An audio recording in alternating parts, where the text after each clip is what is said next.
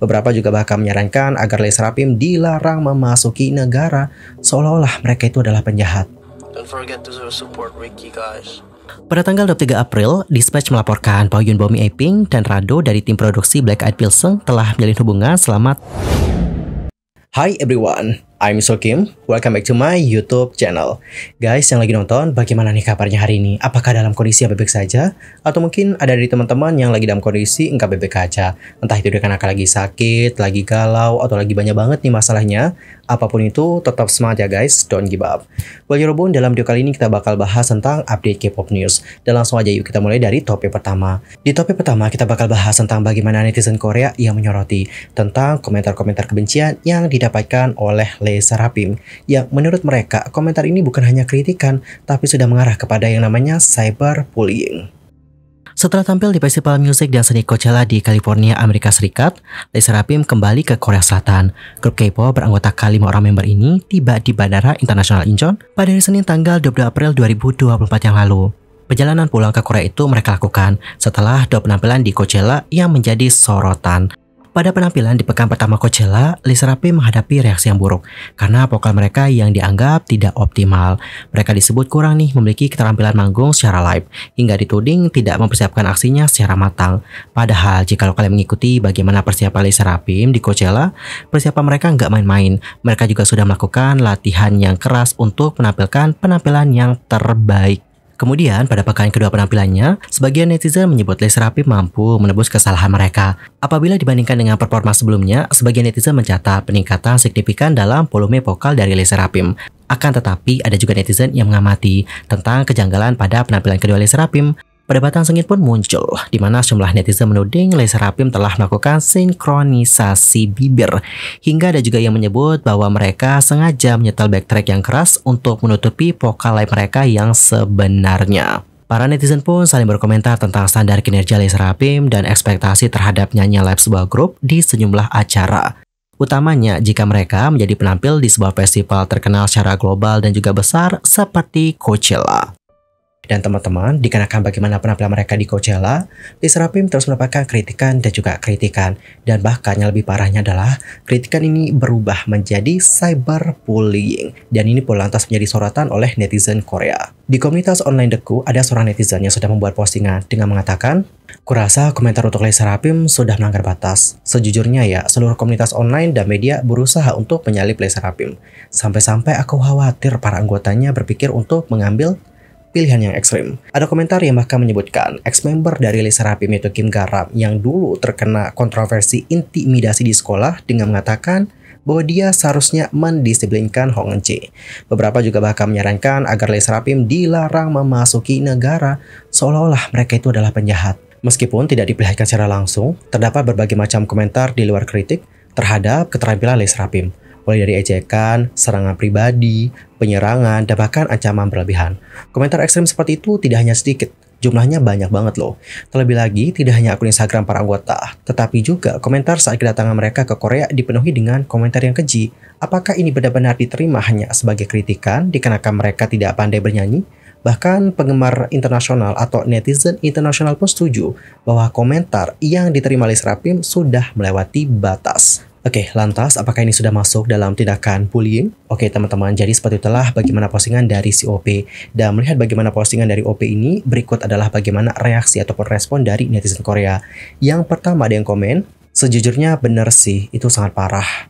Serius, walaupun aku setuju mereka nggak bisa nyanyi ya, kritikannya udah keterlaluan.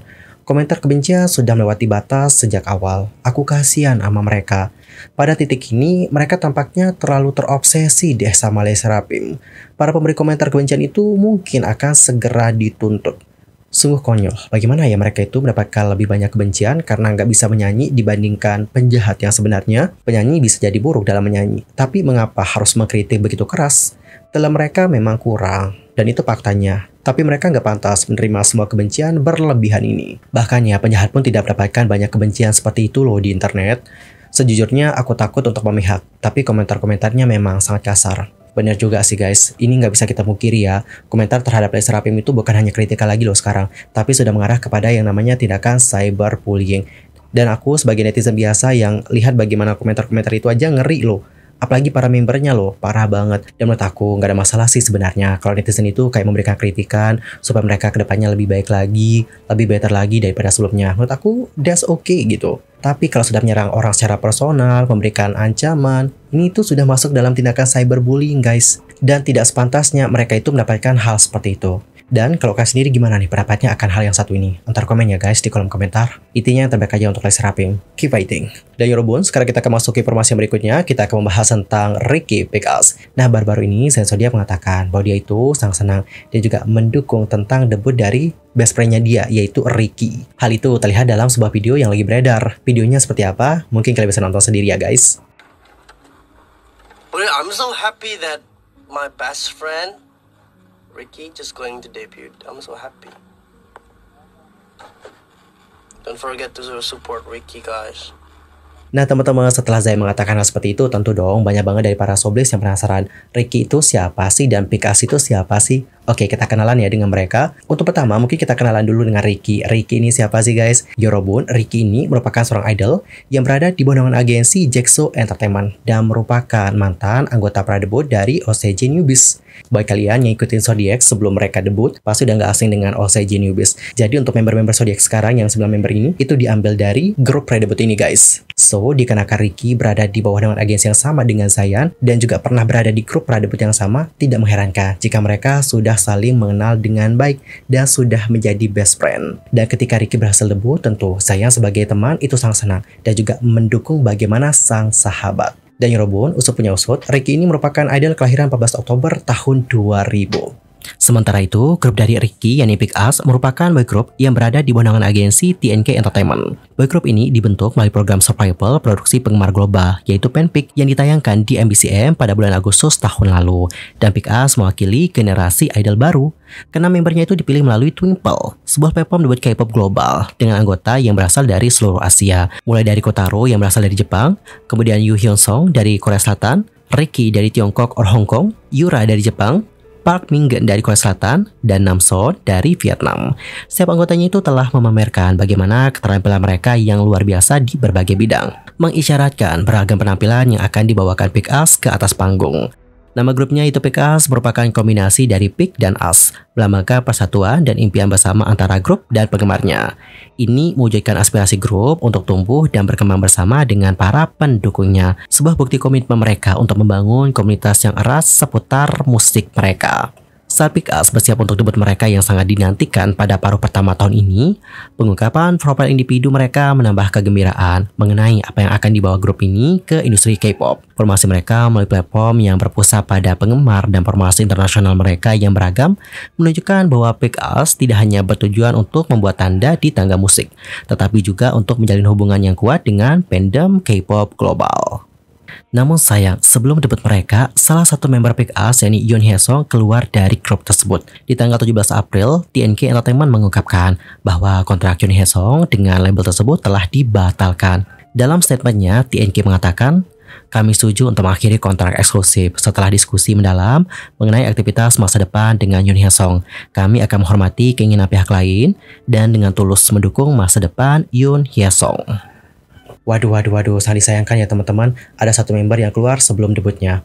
Tentu para penggemar juga pasti akan sedih banget dengan hal yang satu ini. Anyway, keep fighting ya untuk Ricky dan juga Pickles. Semoga debutnya berhasil. Fighting! Dan guys, untuk informasi terakhir, ada informasi dari Bomi dan juga Rado yang dikabarkan berkencan. Pada tanggal 23 April, Dispatch melaporkan bahwa Yoon Bomi Aping dan Rado dari tim produksi Black Eyed Peas telah menjalin hubungan selama 7 tahun sejak April 2017. Menanggapi laporan tersebut, agensi kedua artis itu berkomentar singkat dengan mengatakan, "Kami sedang memeriksanya." Dan pada akhirnya, pihak Yoon Bomi dan juga Rado mengkonfirmasi tentang berita itu. Adapun agensi Yoon Bomi dalam pernyataannya mengatakan, "Halo, ini adalah Lab Creative Joy. Ini adalah pernyataan resmi mengenai Yoon Bomi, artis agensi kami dari Aping. Setelah dikonfirmasi dengan Yoon Bomi, ia menjaga hubungan baik seperti yang dilaporkan dalam artikel. Namun, karena ini adalah kehidupan pribadi artis, kami meminta pengertian Anda karena tidak dapat mengkonfirmasi detail lainnya. Yoon Bomi akan terus bekerja secara aktif sebagai anggota Aping, aktris dan entertainer sebar bisa. Tolong tunjukkan dukungan dan dorongan yang tidak berubah untuk Yoon Bomi. Terima kasih." Adapun agensinya Rado yaitu High Up Entertainment juga mengkonfirmasi berita tersebut dan berkomentar, "Silakan lihat keduanya dengan hangat." Well, jadi kesimpulannya adalah untuk agensi dari kedua belah pihak itu sudah mengkonfirmasi tentang berita tersebut. Dan Yorobun untuk informasi, Yoon Bomi sendiri itu lahir pada tahun 1993 yang memulai debutnya sebagai anggota Apink pada tahun 2011. Dan baru-baru ini dia itu bermain dalam drama Queen of Tears yang berperan sebagai sekretaris Hong Hae-in, Na Chae-yeon.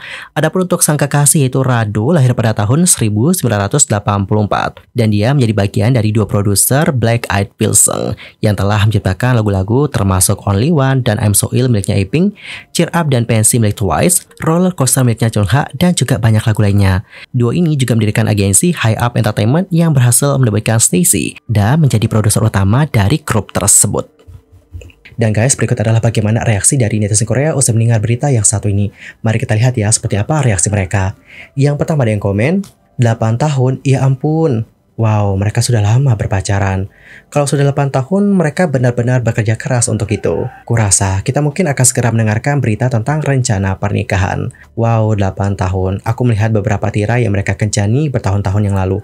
Tapi kupikir itu palsu. Wow, sungguh mengesankan. Bagaimana ya mereka berkencan selama 8 tahun tanpa terdeteksi radar? Aku sangat menyukai Bomi, jadi aku senang dia berkencan dengan pria yang cakep. Aku pernah melihatnya di TV dan dia adalah penyanyi yang sangat bagus. Apakah wartawan melindungi mereka? Wah, mereka pasti segera menikah nih 8 tahun dan mereka mampu menyembunyikannya. Wow, sangat mengejutkan. Wah, kalau sudah 8 tahun, Bomi benar-benar pro idol. Well, jadi seperti itulah bagaimana reaksi dari netizen-netizen Korea. Dan kalau kalian sendiri gimana nih reaksinya? Ntar komen ya di kolom komentar. Dan jujur ya, sebagai Pink Panda juga cukup kaget banget sih dengan berita yang satu ini. Karena kayak kaget aja gitu guys. Selama ini hubungan mereka itu kayak enggak terdeteksi. Dan hubungan mereka juga langgeng loh sampai bertahan sampai saat ini. Amazing. Dan aku sebagai Pink Panda akan terus mendoakan semoga mereka terus berbahagia dan terus langgeng. Amin. Anyway, cukup sekian ya guys untuk hari ini. I'm Mr. Kim pamit dan aku juga mohon maaf nih jika ada kesalahan. Baik itu dalam ucapan, sikap, tindakan, dan sebagainya. I'm so sorry banget. Dan mungkin ada hal yang harus dikoreksi, entar koreksi ya guys di kolom komentar. Sampai jumpa dan selamat beraktivitas semuanya. Goodbye.